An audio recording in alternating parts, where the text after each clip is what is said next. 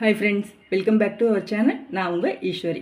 இன்றைக்கி சிக்கன் மசாலா எப்படி செய்கிறதுன்னு பார்க்கலாம். அதுக்காக நான் 1.5 கிலோ கறி எடுத்து நல்லா அலசி மஞ்சள் போட்டு வச்சுருக்கேன். இதுக்கு ஒரு மசாலா ரெடி பண்ணலாம். இப்போது அந்த மசாலாவுக்கு மல்லி, மிளகாய், பெருஞ்சீரகம், அதாவது சோம்பு, மிளகு, பட்டை, இதெல்லாம் காரத்துக்கான அளவு தான். நான் 1.5 கிலோவுக்கு செய்கிறேன், அதனால் அளவு இது ஒரு கைப்பிடி அளவுக்கு நல்ல பிடியாக இருக்கும். அதுபோல் இது ஒரு 10 மிளகாய், இது அரை ஸ்பூன் சோம்பு, அரை ஸ்பூன் மிளகு, 3 பட்டை. இதை நல்லா எண்ணெய் ஊற்றாமல் வறுத்து பொடி பண்ணிட்டு வந்துடலாம்.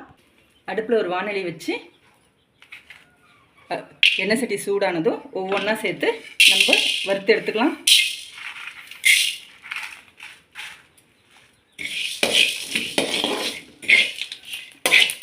இது வறுக்கிறப்போ நெடி ஏறும், பார்த்துக்குங்க. இப்போ இது கூடவே மிளகாவையும் சேர்த்துடலாம்.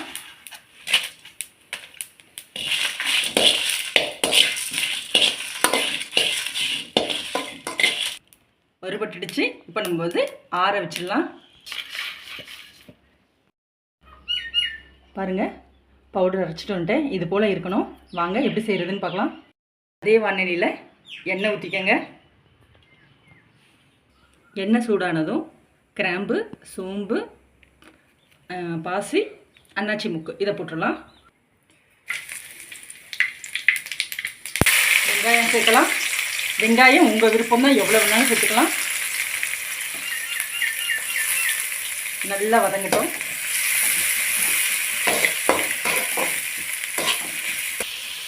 உப்பு சேர்த்து வதக்கலாம், சீக்கிரம் வதங்கும்.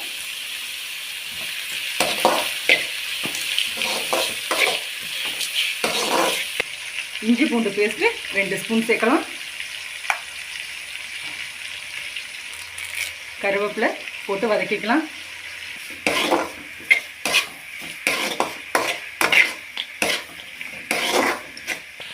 இஞ்சி பூண்டுலாம் பச்சை வாசனை போகிற அளவுக்கு வதக்கிட்டு பாதி வதங்கிருக்கு. இந்த ஸ்டேஜில் நம்ம தக்காளியை சேர்த்துக்கலாம். ஒரு 3 தக்காளி, பெரிய தக்காளியாக பொடி பண்ணி சேர்த்துக்கோங்க. இதையும் நல்லா வதக்கிடலாம். தக்காளிலாம் நல்லா வதங்கிடுச்சு.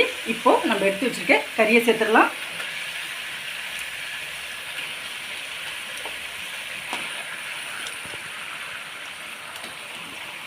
நான் இதுக்கான மசாலா தான் சொல்லியிருக்கேன். நம்ம எக்ஸ்ட்ரா மசாலா எதுவுமே சேர்க்க போகிறதில்ல. நம்ம அரைச்சி வச்சுருக்க மசாலாவில் தான் இதை செய்ய போகிறோம். சூப்பராக இருக்கும், ட்ரை பண்ணி பாருங்கள். நல்லா பரட்டி விட்டு ஒரு நிமிஷம் வச்சுக்கலாம். அப்புறமா நம்ம மசாலா சேர்த்து உங்களுக்கு எவ்வளோ தண்ணி வேணுமோ அவ்வளோ ஊற்றிக்கலாம். கண்டிப்பாக இதை குழம்பா வைக்காதீங்க. செமி கிரேவி இல்லைன்னா தொக்கு போல் செஞ்சுக்கலாம். செம்ம டேஸ்ட்டாக இருக்குங்க. மஞ்சத்தூள் நம்ம கறியிலே நிறைய போட்டிருக்கிறதுனால வெங்காயத்தில் நம்ம மஞ்சத்தூள் சேர்க்கலை. வதங்கியிருக்கு. இப்போ இந்த மசாலாவை நம்ம சேர்த்துடலாம்.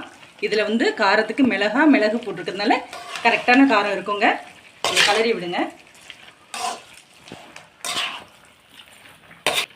இப்போ இதை ஒரு தட்டு போட்டு தண்ணி எதுவும் சேர்க்காம மூடி வச்சு வேக வச்சிங்கன்னா செம்ம சூப்பராக இருக்குங்க. இப்போ நம்ம இதுக்கு தேவையான தண்ணியை ஊற்ற போகிறோம். இப்போ மசாலா அரைச்சோம் இல்லையா, அந்த மிக்ஸி ஜாரை கழுவுன தண்ணி நான் சேர்க்குறேன். நான் செமி கிரேவியாக இறக்க போகிறேன். ஏற்கனவே நம்ம உப்பு சேர்த்துருக்கோம். உப்பு பத்தாது. மிச்ச உப்பை இப்போ சேர்த்து கிளறி விட்டு வேக வைக்கலாம்.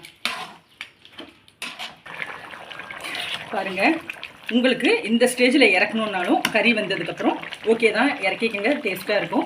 இல்லை இன்னும் எங்கள் வீட்டில் நிறைய பேர் இருக்காங்க, தண்ணியாக வேணும், குழம்பு கொஞ்சம் அதிகமாக வேணும்னா தேங்காய் கொஞ்சம் எடுத்து அதில் சோம்பு, அதாவது பெருஞ்சீரகத்தை அரைச்சி ஊற்றிக்கலாம் இந்த ஸ்டேஜில்.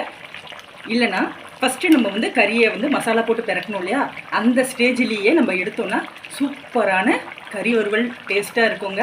ட்ரை பண்ணி பாருங்கள். இப்போ எண்ணெய்லாம் பாருங்கள் ஓரத்தில் பிரிஞ்சு வந்துச்சு. கலரே எப்படி இருக்குது பாருங்கள். இன்னும் ஒரு 5 நிமிஷம் வச்சுட்டு நான் இறக்க போகிறேன். அவ்வளோதான் ஃப்ரெண்ட்ஸ், இறக்கிடலாம். நீங்கள் ஃபஸ்ட்டு டைம் இப்போ தான் சமைக்க போகிறீங்க அப்படின்னா கண்டிப்பாக இப்படி ட்ரை பண்ணி பாருங்கள். சூப்பராக வரும்.